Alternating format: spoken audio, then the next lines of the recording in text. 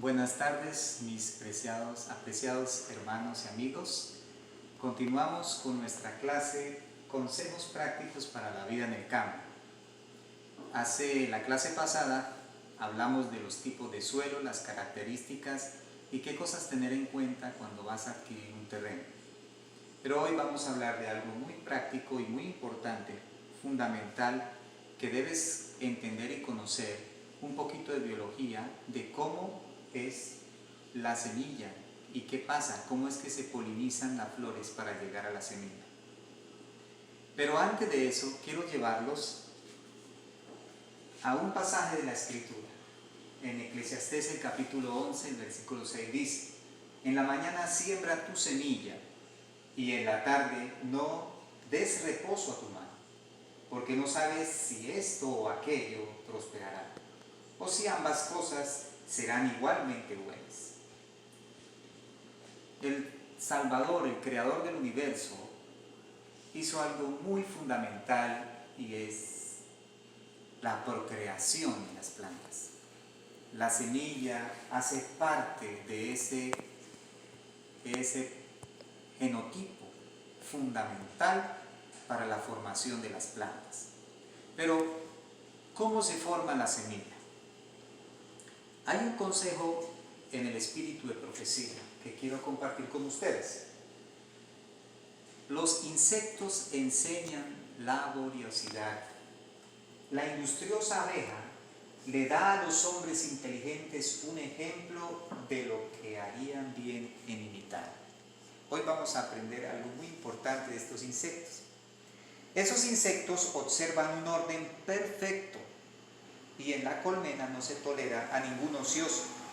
Realizan el trabajo asignado a cada una con una inteligencia y una actividad que escapan a nuestra comprensión. Conducción del Niño, página 57. En la naturaleza nosotros encontramos que no pueden vivir individualmente separadas unas de otras. Las plantas no son para vivir en una forma egoísta. Sin embargo, podemos observar que son hermafroditas las flores. Algunas de esas flores sufren lo que nosotros llamamos autopolinización, porque hay un solo genotipo en ellas. Pero es una apreciación que vemos que tienen el aparato angiospermo y gimnospermo. Por ejemplo, en este caso, esta flor es hermafrodita. Tiene su parte masculina, su parte femenina y su parte masculina. ¿Qué queremos mostrar con esto? Las flores necesitan de la polinización, pero existen varias clases de polinización. Cuando la flor misma se autopoliniza, es el paso del polen de las anteras al estigma de la flor. Y luego ocurre el crecimiento del tubo polínico que lleva los genotipos y las células al interior de la flor para que ocurra lo que llamamos autopolinización. Pero ¿qué pasa con esto? Que hay un inconveniente cuando las mismas flores se autopolinizan, y es que no favorece la diversidad genética de la descendencia, y la aportación paterna y materna de la semilla tiene el mismo genotipo. Permítanme les explico en qué consiste. La misma flor, aunque se autopolinice, y da fruto, pero tiende a haber un problema en sus generaciones que va a continuar como planta. Miremos entonces otro asunto por esto. Por ejemplo, acá hay poca biodiversidad genética, y la descendencia genética de ella no es sino muy poco el azar. Pero también existe otra clase de polinización entre las flores.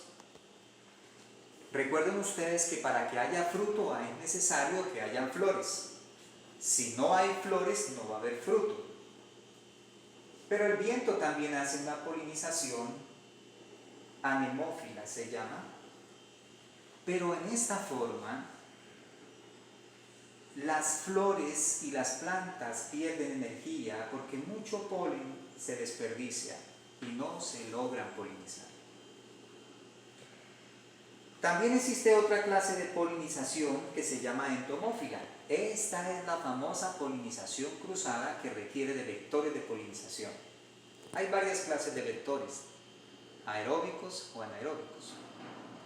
Pero también está la polinización cruzada con insectos.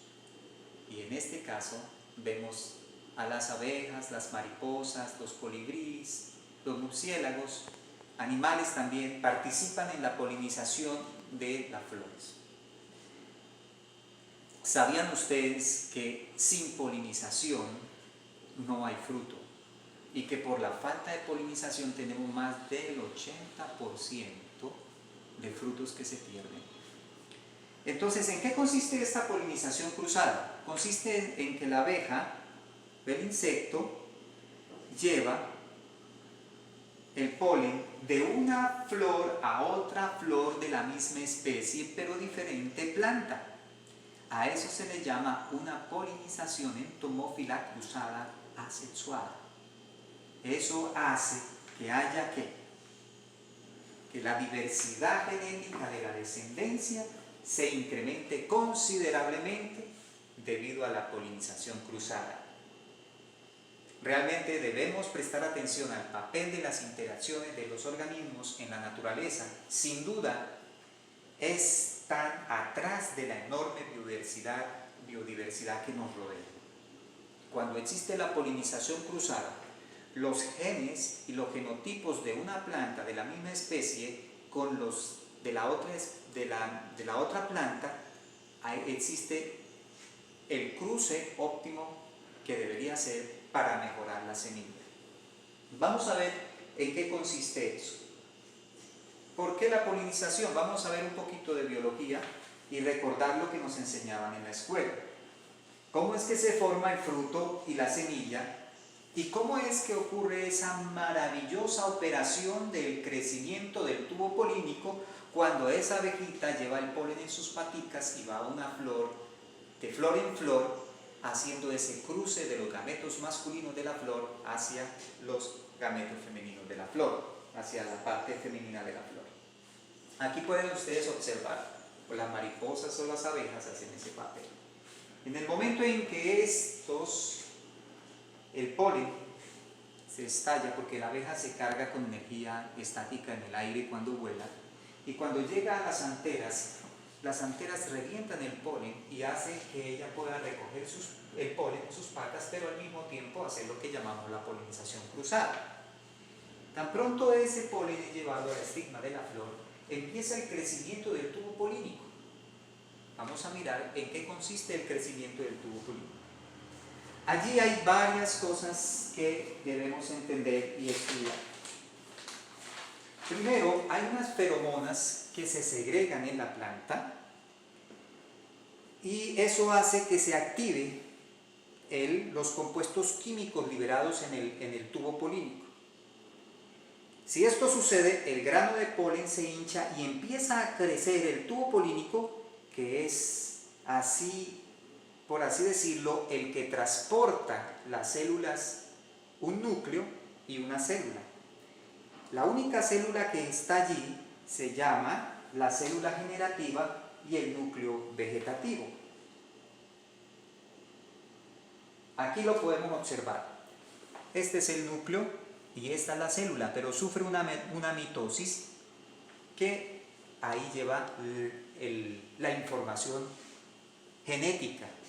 Es el esperma que le ha producido el polen a esa célula. Entonces ocurre esa mitosis de esas dos células espermáticas. El tubo polínico crece por algo que se llama en la punta el aparato de Golgi. Esto que ustedes ven al fondo es el aparato de Golgi, que hace crecer el tubo polínico. Y lo que ustedes ven aquí es el ciclo, es el desarrollo de la corriente citoplasmática. Eso hace crecer el tubo polínico hasta llegar ¿a dónde? Al carpelo de la flor. Cuando el tubo polínico ha crecido y vienen esas dos células espermáticas junto con el núcleo, viene toda una información genética y aquí ocurre la fertilización de la flor, la maravillosa obra creadora de Dios, y se forma la semilla. Esa es la manera como el Creador ha diseñado las plantas para que se formen la semilla. Pero la semilla en sí sola, recuerden lo que dice la palabra, si ella no cae y muere, nunca va a germinar ni va a llevar fruto.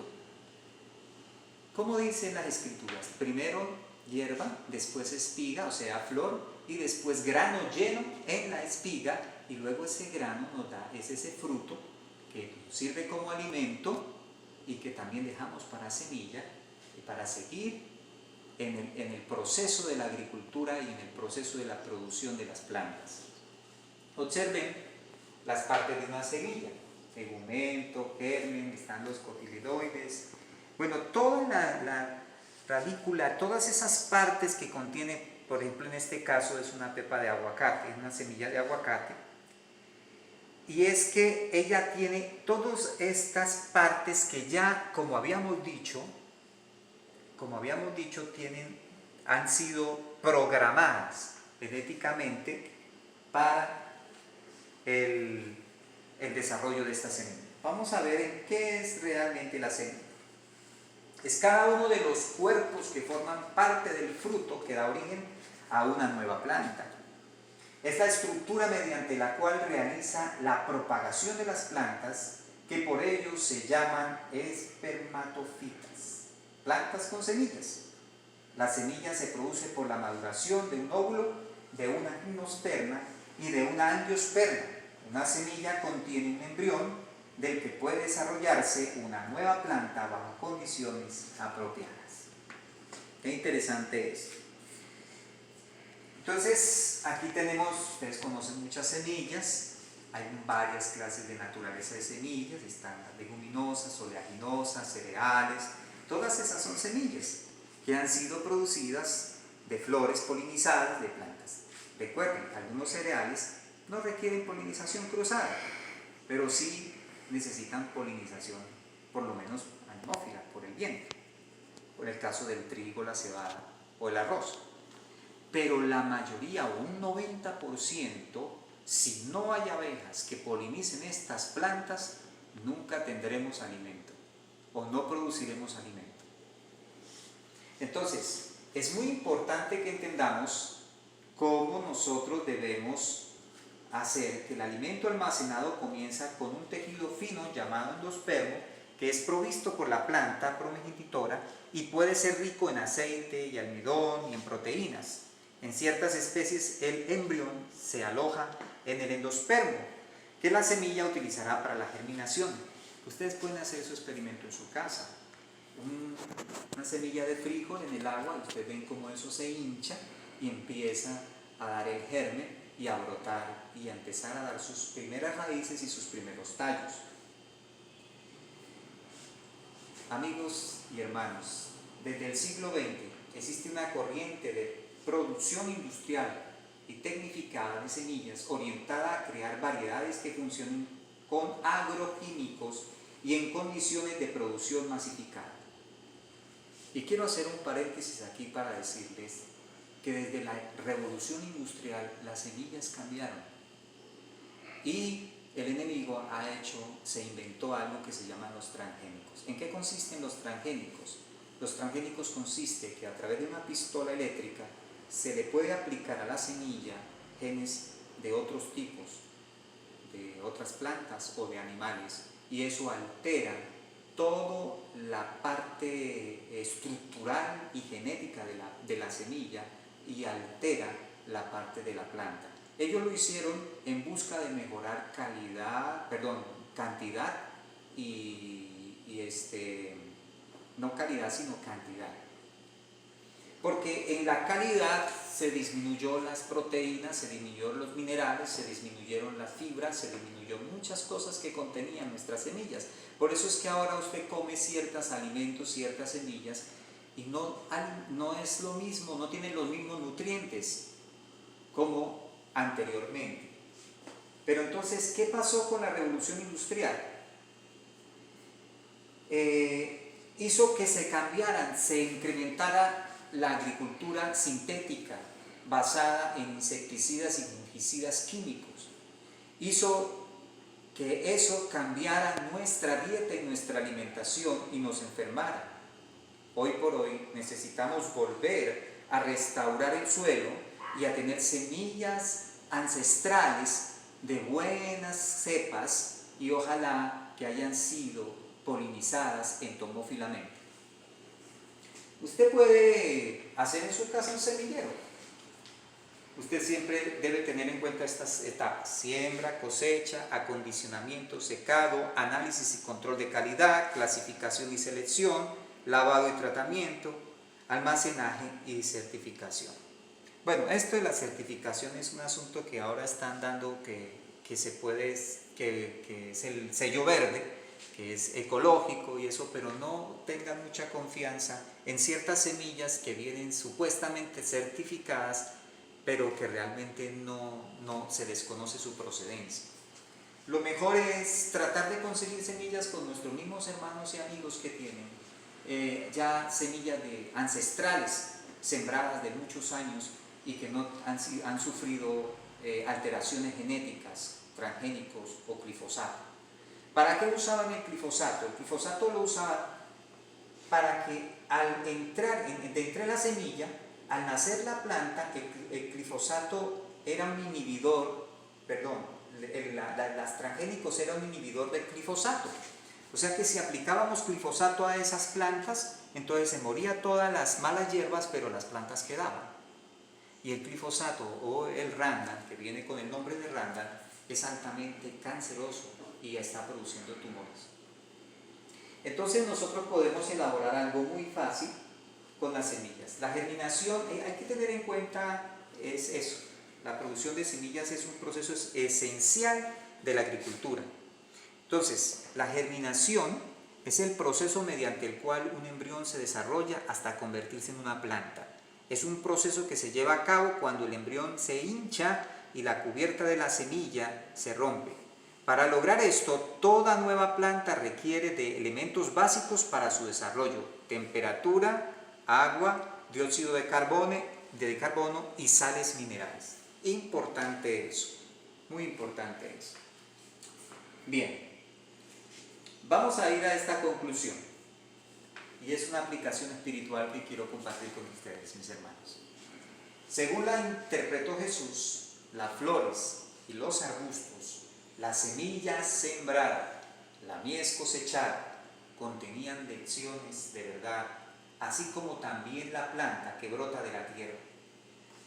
Cortaba el hermoso lirio y lo ponía en las manos de los niños y jóvenes, y al mirar ellos su rostro juvenil, que reflejaba la luz del rostro de su padre, les daba la lección: considerad los lirios del campo, cómo crecen, en la sencillez de la belleza natural, no trabajan ni hilan, pero os digo que ni aun Salomón con toda su gloria se vistió así como uno de ellos.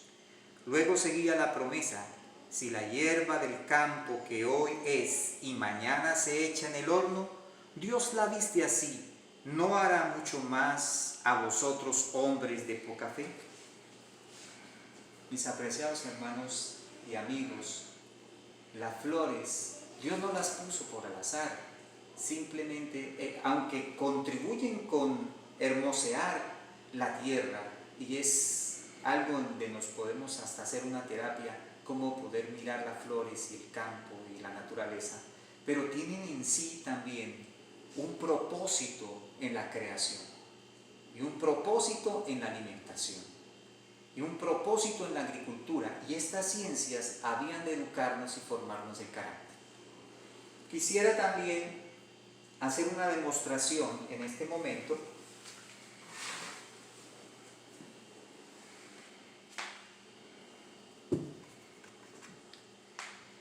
Y es lo siguiente: cómo elaborar un semillero sencillo en su casa con un cartón de huevos, muy simple. Ya esto le he hecho los huequitos con un lapicero previamente, y tenemos aquí 3 elementos. Si usted logra conseguir el sustrato de coco, utiliza un 60% de sustrato de coco, un 40% de humos de lombriz y un puñadito o un 10% de arcilla. Y si no encuentra arcilla, usted puede preguntar por vermiculita. La vermiculita es rica en hierro y en magnesio, retiene la humedad, se requiere para eso. O tierra arcillosa. Si usted consigue arena de río, también puede ponerle arena de río. Recuerde, 60% de extracto o de tamiz de coco, un 40% de humos de lombriz, podría poner un 10% de arena de río, no la tengo en este momento, y un puñado o un 5% de arcilla o de vermiculita. Eso lo podemos mezclar todo, hacemos una sola mezcla.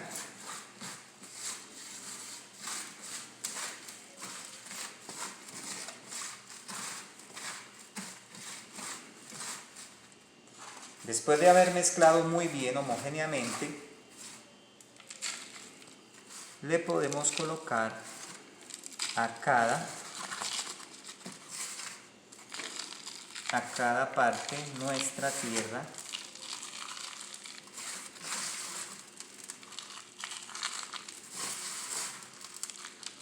Y aquí estamos elaborando un semillero muy sencillo, muy fácil,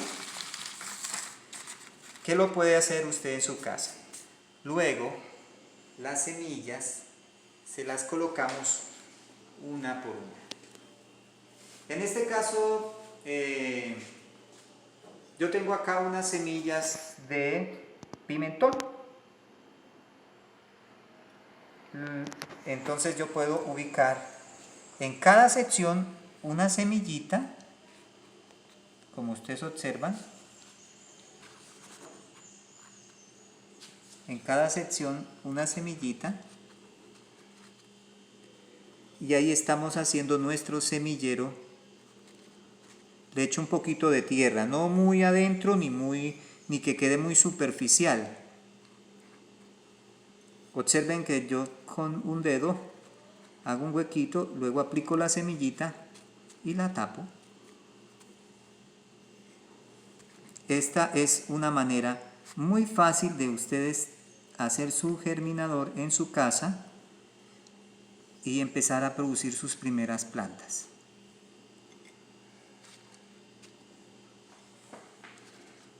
Luego tenemos que aplicarle el agua. La humedad es muy importante que tengan en cuenta todos los días y la temperatura. Esto debe tener temperatura de unos 33 grados, perdón, entre 20 y 23 grados.